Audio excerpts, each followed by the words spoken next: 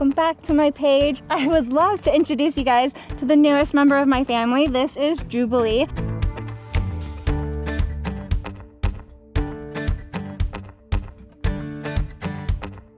I just got her. She's a year old. She is bred incredibly. So if you know anything about the horse world, and especially the barrel horse world, a fully trained barrel horse with good bloodlines is gonna cost you a very pretty penny. So I opted for just buying a baby and training her myself. She still cost me $10,000. Very well bred. She's Frenchman's Fabulous and Dash to Fame, which again, if you don't know anything, which those are some of the top of the bloodlines. My biggest thing with her right now is doing a lot of groundwork, a lot of respect and manners. Where I got her from, she was literally just out in a pasture with other horses, learning manners and herd manners and how to be around horses respectfully. But with that being said, she did not get a lot of interactions with people. So it's been a lot, because Storm, at least when I got her, she was halter broke, which this is her halter. Halter broke means that they know how to lead. They understand a little bit about human to horse interactions and how to be respectful with people. She knew nothing. She did not know how to tie. She didn't know how to lead. So walking down my driveway the day I got her, I was literally like shoving her shoulder, trying to get her to turn because she did not understand what I was asking her. But she's incredibly smart. She's incredibly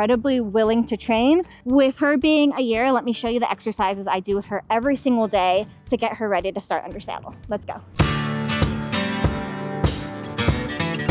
With her being so young right now, my biggest thing is her learning manners, but learning the basics of what she's going to need when I actually start her under saddle. I'm probably going to spend 6 months just working her on the ground because she'll be 2 here pretty soon, but I don't personally want to start her under saddle until she's super respectful on the ground and understands where to move when I ask her for pressure. So here are the exercises I do with her every single day, working on perfecting them right now. So they're not perfect. I've been working her for about 2 weeks. You guys will get a little bit of the clips of me working with her and how stubborn she was in the beginning.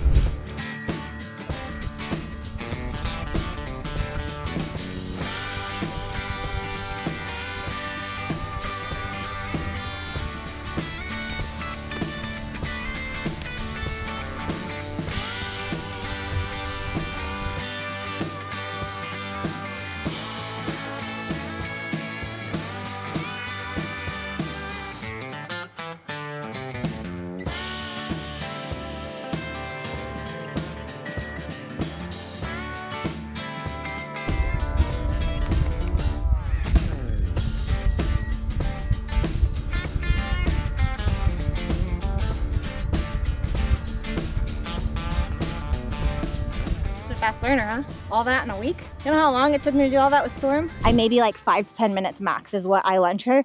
But the biggest thing I want her to learn is voice commands. So when I want you to trot, when I want you to canter. Storm knows it so well that I can literally just do them and I go and she slows down.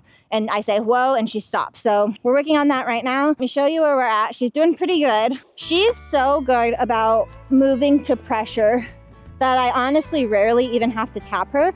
I usually only have to twap her when she's being disrespectful. So I want her to move off that voice command. So she's doing so good.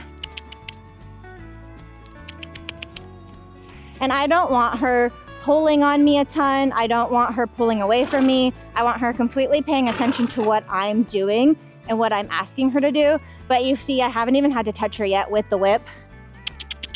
But when she stops, I just ask her again with that vocal command. And what I'm really drilling into her right now is to learn to hear what I'm asking based on my voice. Good girl. And when we ask her to hope,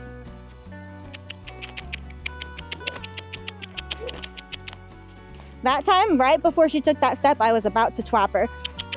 So she's really just wanting to smell that, so I'm gonna work away from it.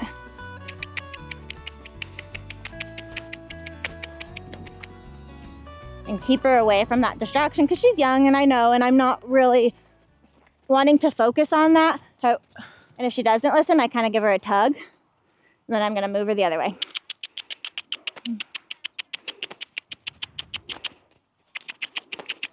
And see, 3 times I asked and she didn't give me any movement.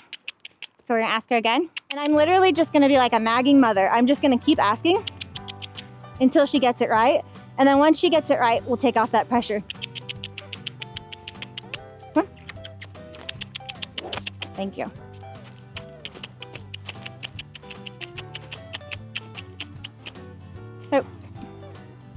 And that time we got a much better stop, but I don't want her to ever be scared of the whip. So how I had to tap her there, I literally never want her to be scared of it. So I'm gonna, in between this one, I'm literally just gonna move it around her a bunch.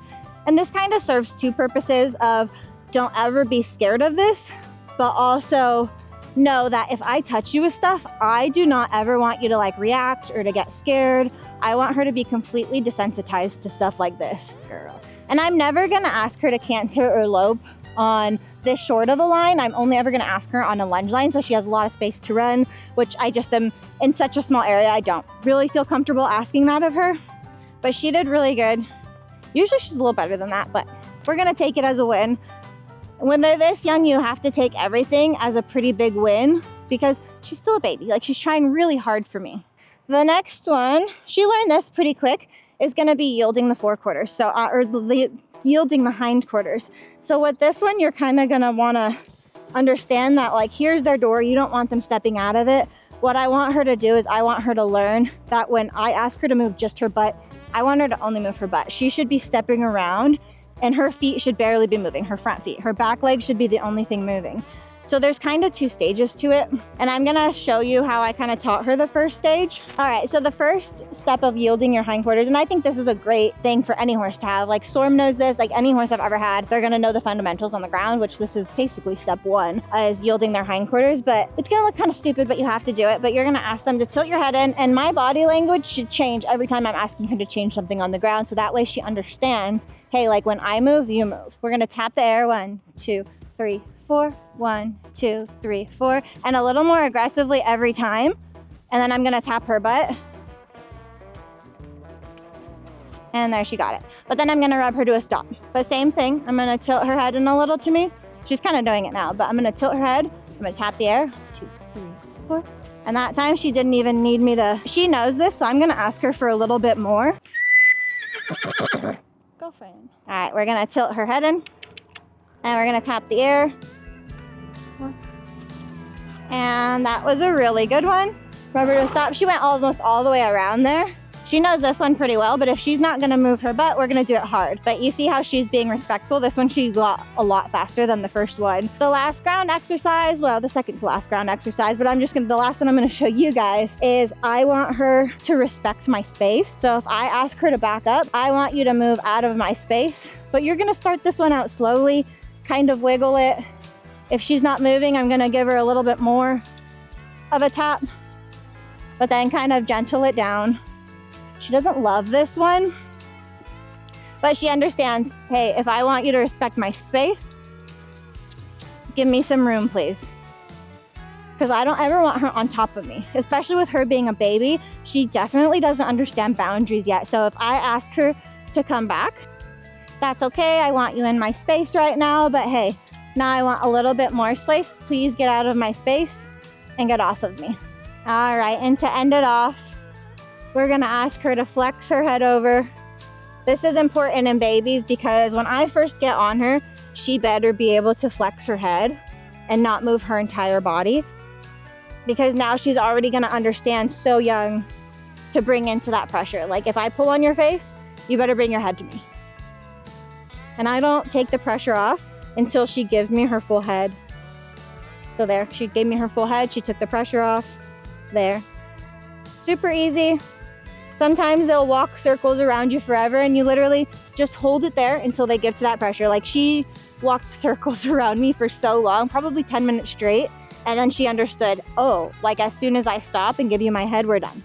But I love to just really move around them, like really throw a lot of stuff at them when they're young because their babies absorb so much. Like I've only had her for 2 weeks and she's learning so incredibly fast and she's so smart. So I'm just gonna keep moving at that same pace with her, but I don't ever work her for very long. I work her for like 15 minutes and when she's good and she's well behaved, she can be done and then she can go play and be a horse, but I want her eyes on me and paying attention to me the entire time. All right, guys, if you're training a baby, keep coming to my page because this is gonna be a lot of what I do to train my colts. So if you know, I train Storm just like this from the ground up. So it's little bits at a time and learning that I'm their nagging mother and they need to listen to me. But I hope you guys learned something. Bye.